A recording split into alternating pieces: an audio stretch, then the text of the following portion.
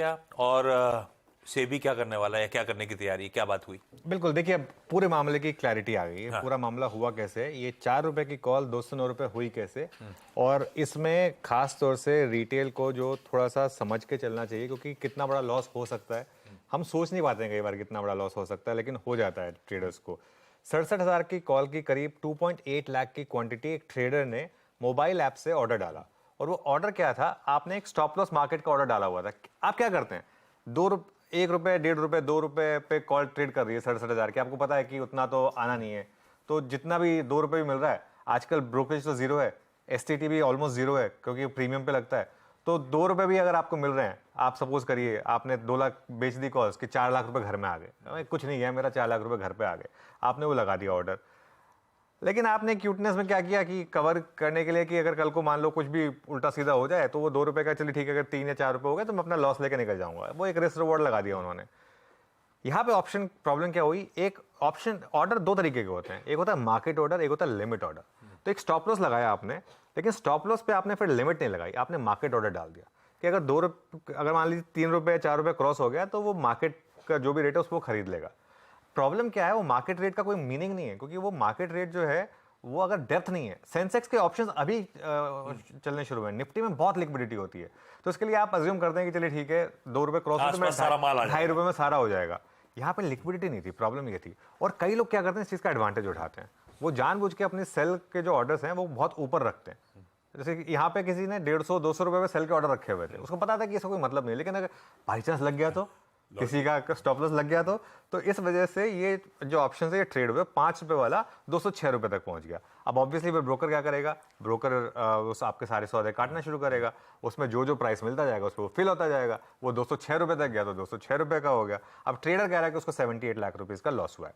Issue यहाँ पे BSc की तरफ से भी एक ये है। अच्छा, बीएससी को मैं थोड़ा बेनिफिट ऑफ डाउट फिर भी दूंगा, क्योंकि नया ट्रेड है बीएससी में, एनएससी इतने सालों से ऑप्शंस कर रहा है, बीएससी ने अभी रिसेंटली स्टार्ट किया। इसका मतलब ये नहीं कि वो एब्जॉल्व हो गए पूरी तरीके से, सिस्टम्स इन प्लेस होने चाहिए थे, एसएलएम नहीं होना चाहिए। स्टॉप लॉस मार्केट जो है वो एनएससी ने पहले से बंद किया हुआ है, इसी वजह से बंद किया हुआ है कि स्टॉप लॉस मार्केट में बहुत बड़े लॉस हो सकते हैं, इसके लिए स्टॉप लॉस मार्केट नहीं होना चाहिए। दूसरा, बीएससी में भी एलपीपी की जरूरत है, एलपीपी मतलब लिमिट प्राइस प्रोटेक्शन। एनएससी के इसमें क्या होता है, आपने एक ऑप्शन है, अगर मैं 5 रुपए पर ट्रेड कर रहा है तो आप 5 रुपए में 100 रुपए का ऑर्डर नहीं डाल सकते, जब तक वो 5 रुपए वाला एक बार के लिए 25 रुपए ना हो जाए, 25 हो जाए उसके बाद आप डाल सकते हैं 100 का, शुरू से ही नहीं डाल सकते आप इस चीज को। तो एक लिमिट प्राइस प्रोटेक्शन चीज नाम की चीज होती है, मेरे ख्याल से बीएससी को भी वो चीज करनी पड़ेगी। अब इसमें मेरा बस यही 2-3 सवाल है कि ये जो है ये फ्री ट्रेड जो हुई है, इसमें अब ऑब्वियसली किसी का लॉस हो गया। अब मुझे पता नहीं कि इस चीज में लीगली, एथिकली, टेक्निकली शायद चीज गलत हुई हो, लेकिन लीगली कुछ गलत नहीं हुआ है। तो अब जिसने पैसा बना लिया, ये तो मार्केट है, जो वो एक अपॉर्चुनिटी दी कि उसने पैसा बना लिया, आप अनफॉर्चुनेटली आपका ट्रेड गया तो गया। लेकिन इसमें ये है कि क्या आगे जाके प्राइस प्रोटेक्शन होगी। मेरे ख्याल से इस चीज को लेकर जो चीज मैं हमेशा कहता आ रहा हूं, ये जो हीरो जीरो ट्रेड का जो चस्का लोगों को लगा है ना, इसमें सबसे ज्यादा लॉस होता है। इस चीज से बचें और नेकेड ऑप्शन सेलिंग से बचें, इस चीज का हमेशा ध्यान रखें।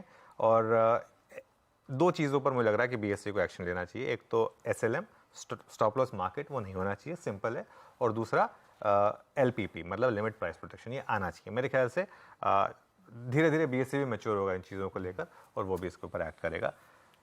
ये खैर इस पर हम बातचीत आगे भी करेंगे और ये आज मुद्दा रहेगा हॉट। लेकिन हाँ, एक इम्पॉर्टेंट चीज़ थी, हमने उसका नोट लिया और मुझे खुशी हुई कि फ्राइडे को सब इस चीज़ पर डिस्कस कर रहे थे। अच्छा, वैसे बाय द वे काफ़ी लोगों ने वो डाउनलोड करके व्हाट्सएप ग्रुप में सर्कुलेट भी किया, तो जो वो व्यू आपको ट्विटर पे नहीं दिखाई देंगे, कुछ भी नहीं है। हाँ, वो तो एक्चुअली हर तरफ हल्ला मचा हुआ है। तो काफ़ी वो मामला हुआ। इस मामले को आगे भी बढ़ाएंगे, सही कह रहे हैं। कुछ ही देर में इसी शो में हमारे साथ तेजस खोडे जुड़ेंगे।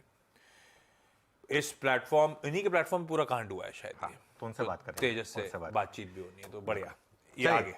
बिल्कुल ये बातचीत होगी, लेकिन एक काम करते हैं थोड़ी देर में, अब आज का ट्रेड समझ लेते हैं, क्योंकि आज का ट्रेड इंपॉर्टेंट है।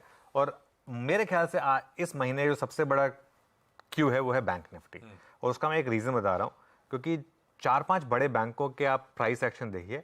सबसे पहले आप देखिए एचडीएफसी बैंक, इस महीने एचडीएफसी बैंक 3.3% चल चुका है। ये एक इंपॉर्टेंट चीज है कि एचडीएफसी बैंक में 3.3% तक के रिटर्न्स आए हैं।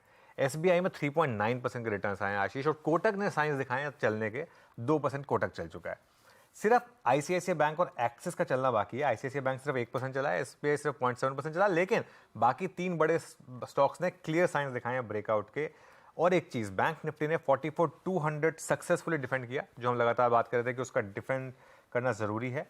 सारे मूविंग एवरेजेस के अब बैंक निफ्टी ऊपर आया है, तो बड़ा इशू यही है कि क्या अब यहाँ से बैंक निफ्टी लीड करेगा मार्केट के लिए। और HDFC बैंक ने डिलीवरी बाइंग दिखाई है पिछले 3-4 दिन में काफ़ी ज़बरदस्त। बस अब एक्सिस और ICICI बैंक का अगर सपोर्ट मिल जाए तो मेरे ख्याल से फिर वो जो बचा खुचा काम है बैंक निफ्टी का हाई लगने का। और अच्छा, बैंक निफ्टी में जगह भी है। निफ्टी में तो एक बार फिर भी एल्गो ट्रेडर्स 19,900, 19,950, 20,000 में सेल करेंगे।